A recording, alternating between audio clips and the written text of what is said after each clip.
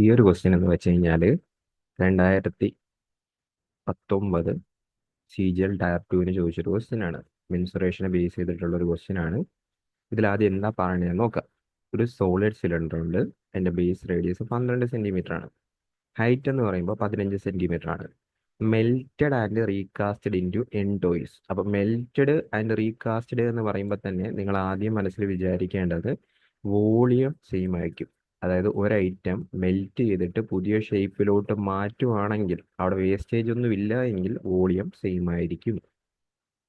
Into N toys each in the shape of a right circular cone of height 9 centimetre mounted on hemisphere of radius 3 centimetre. ഈ ഒരു question അനുസരിച്ച് ആദ്യമേ ഒരു cylinder ഉണ്ട്. ഈ സിലിണ്ടറിനെ എന്ത് ചെയ്തു? മെൽറ്റ് ചെയ്തിട്ട് റീകാസ്റ്റ് ചെയ്തു. റീകാസ്റ്റ് ചെയ്തിട്ട് എൻ നമ്പർ ഓഫ് ടോയ്സ് ആക്കി. ആ ടോയ്സിന്റെ ഷേപ്പ് എന്ന് പറയുന്നത് ഒരു ഹെമിസ്ഫിയറിന് മുകളിൽ ഒരു കോണ് വെച്ചിരിക്കുന്ന മോഡലാണ്. അതായത് ഈ ഒരു ഷേപ്പ് നമ്മുടെ ഐസ്ക്രീമിൻ്റെയൊക്കെ ഷേപ്പ് ഓൾമോസ്റ്റ്. അപ്പോൾ നമ്മൾക്ക് ചോദിച്ചിരിക്കുന്ന ഇതിൽ എന്നിൻ്റെ വാല്യൂ കണ്ടുപിടിക്കാനാണ്. അപ്പോൾ രണ്ടിൻ്റെയും വോളിയം സെയിം ആയിരിക്കും. അപ്പോൾ സിലിണ്ടറിൻ്റെ വോളിയം എന്ന് പറയുമ്പോൾ πr²h ആണ്. സിലിണ്ടറിൻ്റെ വോളിയം എന്ന് പറയുമ്പോൾ എന്താണ്? πr²h. ഇനി ഈ ഒരു ഷേപ്പിൻ്റെ വോളിയത്തിന് കണ്ടുപിടിക്കാനായിട്ട് കോണിൻ്റെ വോളിയം എടുക്കണം, ഹെമിസ്ഫിയറിൻ്റെ വോളിയം എടുക്കണം. അപ്പോൾ ഞാനത് ഇക്വേറ്റ് ചെയ്യണം. സിലിണ്ടറിൻ്റെ വോളിയം πr². ആർ എന്ന് പറയുമ്പോൾ 12 h, r², h 15. N toys ഉണ്ട്.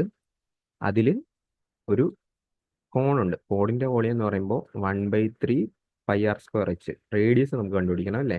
ഇപ്പൊ ഇത് ഹെമിസ്ഫിയറിന് മുകളിൽ കോണിരിക്കുവാണ്. അപ്പൊ ഇതിന്റെ രണ്ടിന്റെ ബേസ് സെയിം ആണ്. അതുകൊണ്ട് തന്നെ റേഡിയസ് എന്തായിരിക്കും? സെയിം ആയിരിക്കും. അതിന്റെ റേഡിയസ് എത്ര തന്നിട്ടുണ്ട്? 3 തന്നിട്ടുണ്ട്. അപ്പോൾ 1/3 πr²h. കോണിന്റെ ഹൈറ്റ് തന്നിട്ടുണ്ട്, 9 എന്ന് പറഞ്ഞു തന്നിട്ടുണ്ട്.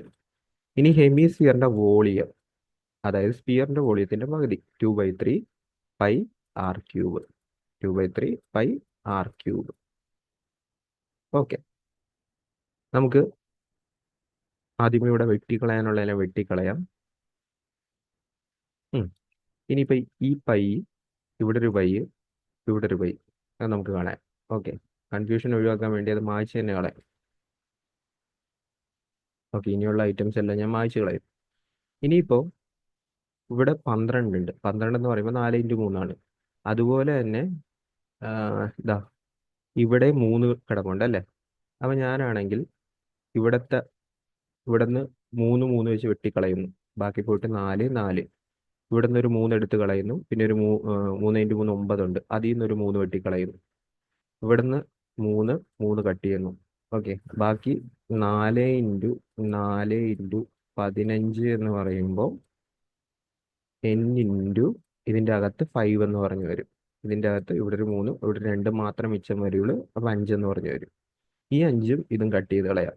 എത്ര വരും? 3 എന്ന് പറഞ്ഞു വരും. അപ്പം എന്നിൻ്റെ വാല്യൂ 16x3. 16x3 എന്ന് പറയുമ്പോൾ എത്ര കിട്ടും? 48 എന്ന് പറഞ്ഞു കിട്ടും. ഈ 48 ആയിരിക്കും ഈ ഒരു ക്വസ്റ്റിൻ്റെ ഫൈനൽ ഔട്ട്പുട്ട് ആയിട്ട് വരുന്നത്.